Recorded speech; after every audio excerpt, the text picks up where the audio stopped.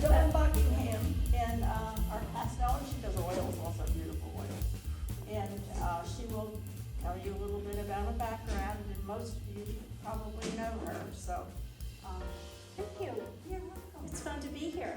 Although I'm really nervous today because there are some excellent pastel artists in the audience. And I had the opportunity to watch the Tony Elaine demo through the Teston Art League today, and he is a master.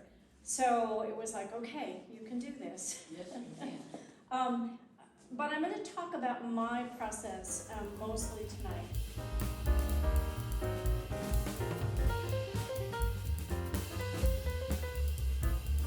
And I have a list here. This comes from the Dakota Art Supply people. This is a list of the most popular professional soft pastels. Each one of these has a different hardness and texture and quality, starting with the softest at the top and the hardest ones at the bottom. This is a list of all the pastel papers. All different tooth quality, all different types of surface, different colors. Some are sanded, some are papers, some handle wet media, some are sueded. And so imagine putting all of these into the hat and pulling one of each out, and how many combinations of materials you can get. And then you add the individual artist's style. How much pressure do they have? Do they tend toward harder pastels or softer ones? And you can see when you went to the beautiful show that we had this year at the Museo and saw all of the different pastel artists, that's why they all look so different, is because you have all of these combinations plus the style of the artist, and it just makes for such an open opportunity for anybody who's interested. So when I start with students and I have them start with a no-tan and they're going to be using a 9x12, one of the most common things is they'll draw a square on their paper for their no-tan. Well, a square does not fit a rectangle. This is my roadmap. And my favorite story is when a student will come to me and say, you know, I just don't like where this painting is gone. And I'll say, well, let's take a step back, let's look at your no-tan and see where you started. Oh, well, I didn't really like the no-tan, so I just skipped it and moved on to the painting. That's kind of like putting the destination in your GPS and halfway there deciding you're tired of looking at the screen and shutting it off and wonder why you don't ever get there. So for me, this is my roadmap. And so I work in a standard size, 9x12, 6x8, 12x16, 18x24. If you reduce those down as fractions, they all come out to 3x4. So yes, I carry around my silly little template, and when I get ready, most of the time, I trace around it in my book, and then I just go for it. Sometimes I will do multiple no-tans, even when I'm out painting plein air, until I get the design right. If it's not right in the no-tan, there's no hope for it in the pastel.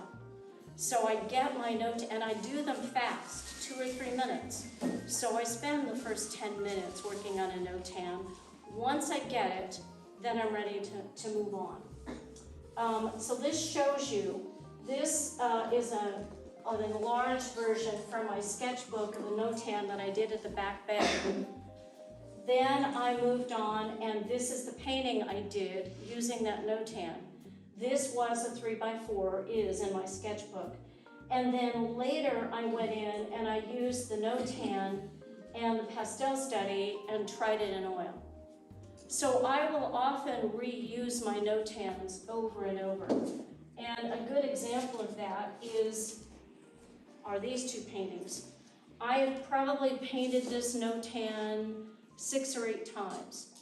I've won awards with the painting. I've done large ones. They've sold. These are 2 that this one in particular, I love. These sometimes just become part of my collection and I don't ever let them go. I may paint another one or I might try to enlarge it, but I use those no-tans. If you get a winner of a no-tan, don't lose it.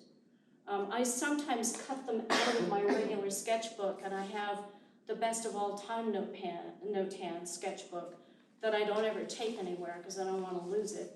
When I get stuck, I'll go in often, I'll thumb through that, I'll find a notan that I love.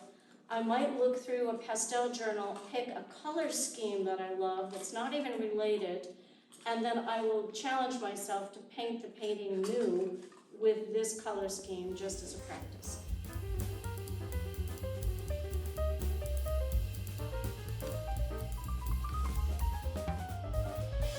So I will look out at the scene while I'm doing plein air to do my notan.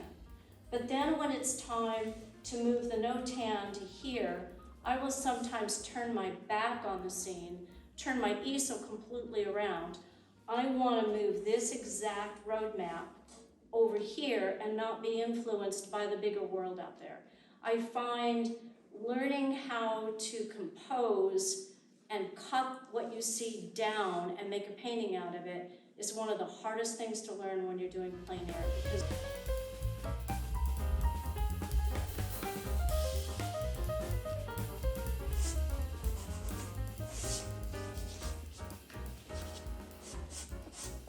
and all I'm doing is establishing where a lot of these darks are going to be, and I'm doing it pretty quickly.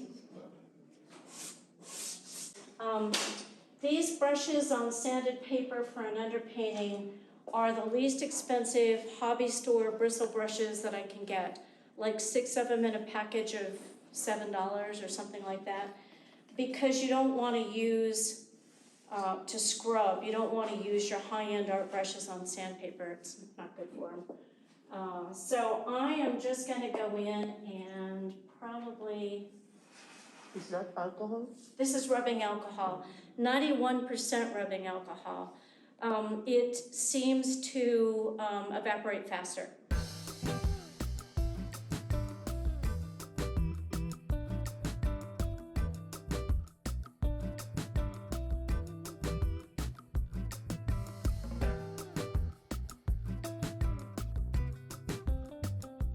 So I'm just going to go in here and scrub in some of this. And I'm leaving the places that are going to stay very, very light. I'm leaving those without any underpainting. Although by emulsifying it, it makes it soak into the surface. And when it dries, it doesn't tend to be as volatile, or it doesn't move around as much if you put a lighter color over the top. And when you're learning to do plein air painting outside, it also helps you resist pushing and chasing those shadows. And if I do it right, then I get to a point where I say, I really like this well enough, I'm not sure that I really want to paint over it. And then I know I've done it right.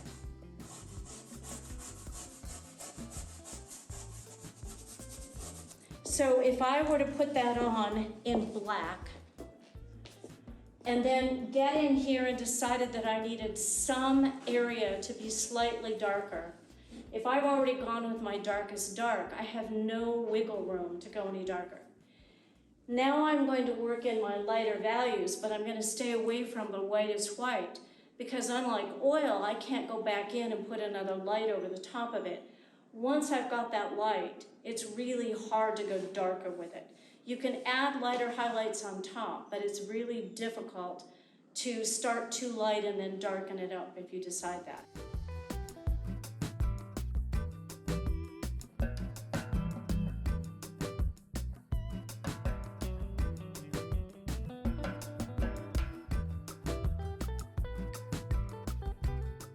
And I'm going to go in with a pretty intense, I don't know if this is going to be too intense or not. No, I don't think so. So I'm just going to go in and get some of that down here. And I'm avoiding that really really light area that will be where the sun is as it's going down. So I've got that color in there. And our sky is always darker as we get up and lighter as we are down closer to the horizon. And I like to mix the colors in my sky. And I tend to go from warm to cool to warm again. And I am not much of a blender. Some people like to get in and do blending, and I tend not to do a lot of blending. I'll move pastel around with a harder pastel, but I won't blend very much at all. So now I'm getting that light area down in there, just a little bit. And I'll probably play with that some more, but that's giving me kind of a suggestion of where I need to go with that.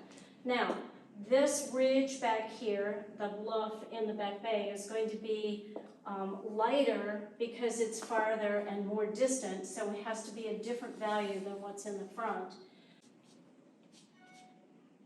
Standing outside or my studio lights, you get used to seeing something.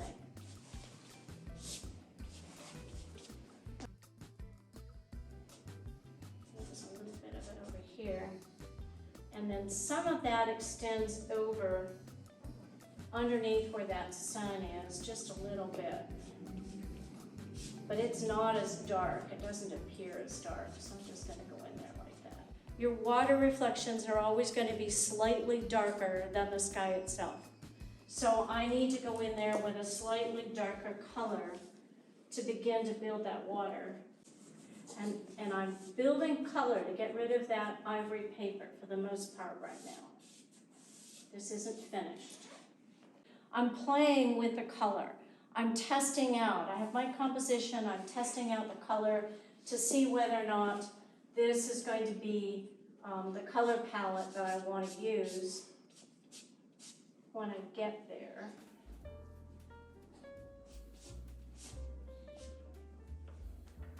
And now here is an example. I wouldn't normally do this quite this early, but this is an example of how you can build light. I've got a slightly smaller piece. How you can build light and then bring it up a notch.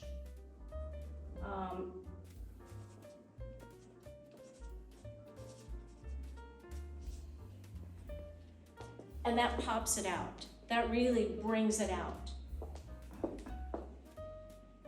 And then I can always go back in, and if that becomes a bit more larger or a bit more intense than I want, then I can always get back in there. And what I don't want right here is a circle. A circle wouldn't be natural. It's going to be diffused somehow. It's just the lightness. Here is a place where, now that I've got all that in there, I realize I've lost a little bit of the dark. Not much, but a little bit. So I will probably try to go in and find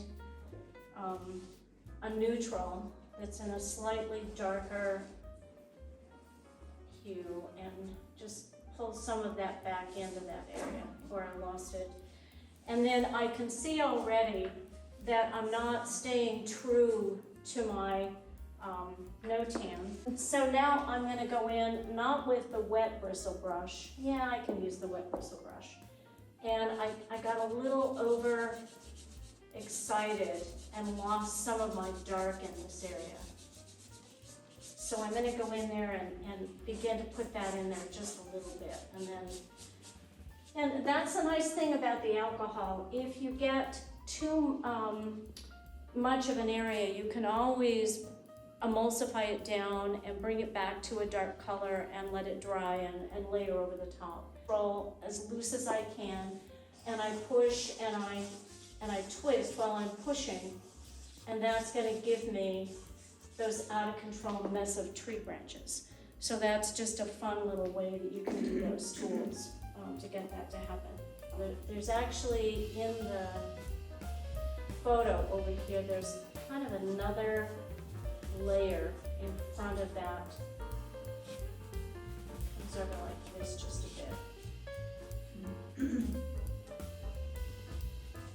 And then it's easy for me to fix that area that's too light because I'll just come over it with, I think maybe this yellow is what I'll do.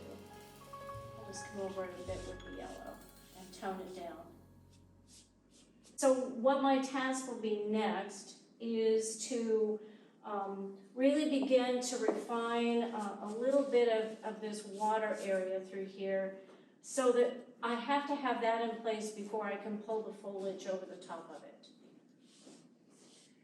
It's so easy with pastel to overwork and lose that spontaneity, and I don't want that to happen. So what I'm going to do now is just go in and do kind of a foreground finish to show you where I would take this next. So one of the things that I want to make sure I do is I want to lead the viewer in. And usually the viewer enters the painting, probably not even aware of that, from somewhere down near the bottom. And so I'm going to make sure that I've got a nice, strong, dark area there as a diagonal. And I get to move things around as the artist. And so as I look at this photograph, what I don't want to do is I don't want all of these grasses pointing out of the painting, because then the viewer will come up and look at this and say, oh, I'm supposed to go over here and look at this person's painting. I want to keep them in the picture plane. So I will move these reeds and grasses to direct the viewer in the direction that I want to go. And I might push some of this up just a little bit. Just a tiny bit. See how already now I've got the hint of those grasses coming over there, and I've got them going in the right direction. Actually, a bit over here.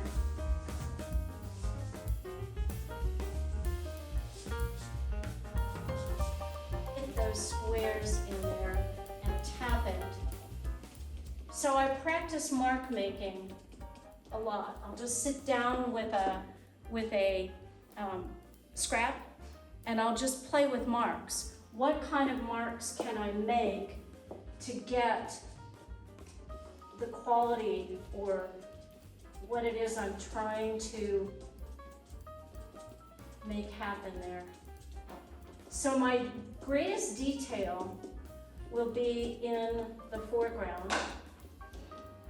And there are actually some that come up pretty high there, tie that together, follow out and separate. And it might be a fun time to get a little bit of that light.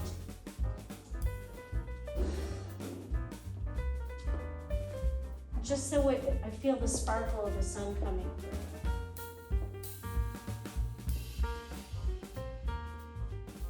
But I'm liking this kind of vertical that helps to offset the horizontals in the painting.